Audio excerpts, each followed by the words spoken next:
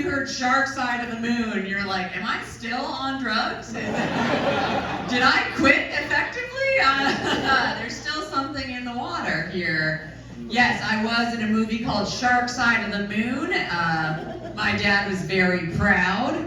I am a struggling actor here in LA, and my favorite thing to do is call home and tell my dad, hey Dad, I got a role, and he'll just say,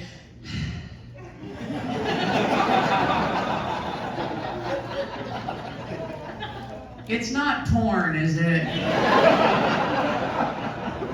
And I'll say, gotta watch to find out. So I got cast finally in my first leading role, Shark Side of the Moon. I called home to tell him about it. He said, it's not porn, is it? I was like, judging by the title, I'm not sure. It's true, it's about sharks on the moon. They're sent there by the Russians who are creating shark-human monsters to kill off humanity. They lose control and trick them onto a rocket ship to send them to the moon in a sudden act of kindness to the globe, I guess.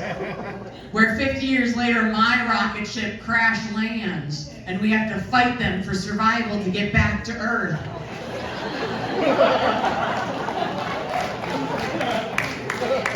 My friends are like, Russians creating shark monsters. What genre is that? I'm like, I think you call that best case scenario? I'm thinking there's nothing more embarrassing than being in a shark movie as my debut to the world. Till I'm reading the script and I get to page 60, where the shark human girl who's helping my side... Music break!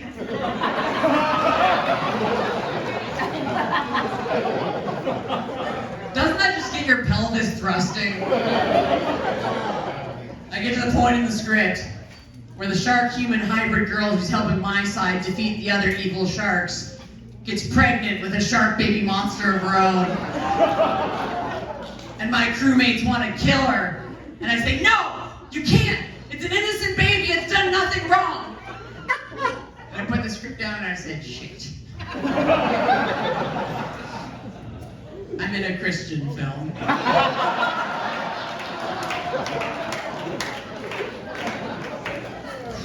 So far, I think we can all agree making it in LA is not exactly what we thought it would be. I think other people on TikTok have this strange idea that all they need to do is get big on TikTok, make it to LA, and they've made it like it's winning the golden ticket. But I think what they forget is that the golden ticket was just the beginning. There was still a lot else to do in Willy Wonka's chocolate factory to make it. I finally reconciled myself with the fact that in order to make it, some weird old guy is going to have to take a shine to me.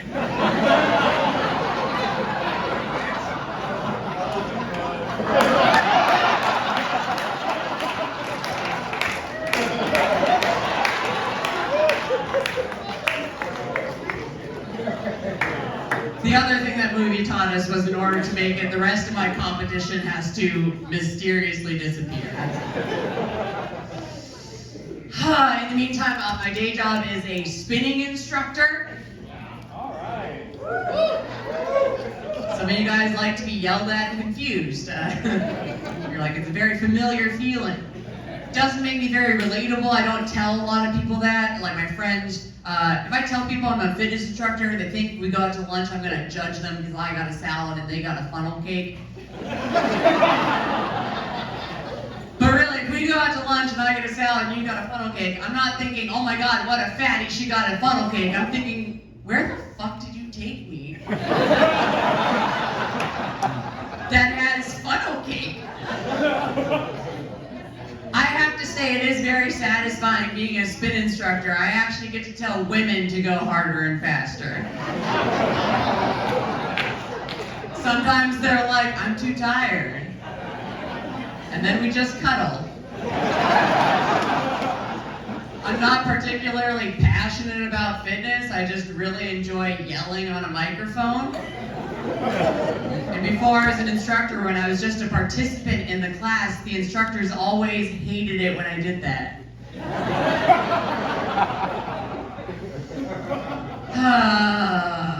I lost a lot of weight several years ago, and thank you.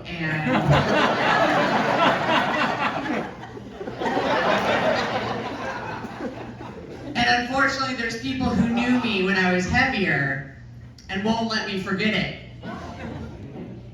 I should kill her. There's a girl I run into at the comedy clubs around town. She always sees me and goes, "Maxi, you look so good now." "Maxi, you look so good now." "Oh my God, Max." I'm like, "Shh, shh, shh. Thank you, shh. Thank you, Maxi, you look so good now." A crowd is forming. "You look so good now." Everyone else is standing around like, "What the hell was wrong with you?"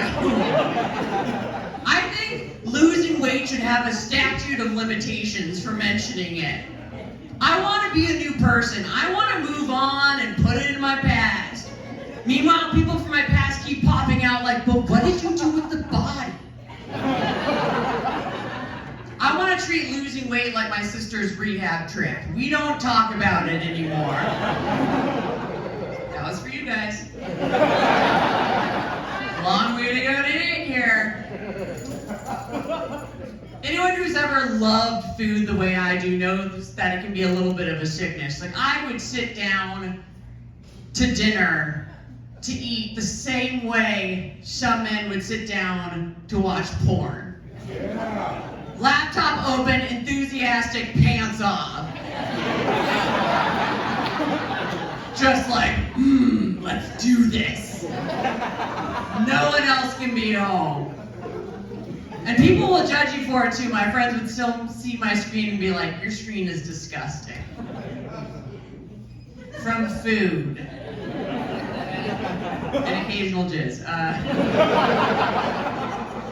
Which I wanted to get a handle on because it didn't make me feel sexy, it didn't make me feel good, because I don't think guys want that kind of aggression in the bedroom. I once ate so passionately that I chipped my tooth on my fork.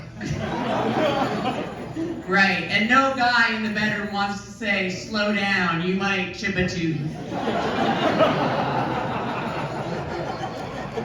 I was so depressed when I was heavier, and it wasn't because I was heavy. I was depressed because when you're depressed, you worry that it's obvious, so you try to cover it up by being flamboyantly friendly and have lots of personality and make sure no one can see and tell lots of jokes. And mostly, I didn't want to be that annoying. We've all run into those actors who have to be the center of attention. I went to acting school with a girl who would skip around singing, hoping a musical theater director would discover her. I was like, I hope you do get discovered by a predator. I don't want to draw any extra attention to myself. My own laugh already makes me cringe. People are like, "But you're a stand-up comedian. Don't you love the attention?" I'm like, only when I'm being paid for it. Also when I'm doing stand-up.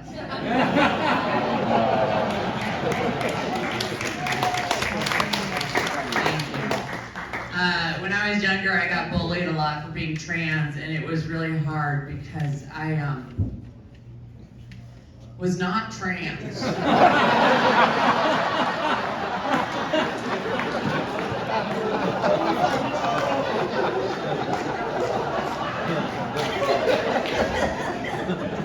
Because of my voice and because my parents trusted me in my older brother's hand-me-downs, girls would corner me in the bathroom and go, "Maxi's a man! Maxi's a man!" And then right there, to prove I wasn't a man, I would have to cry in front of them. And that proved I wasn't a man. Proved I'm a real man. You guys have been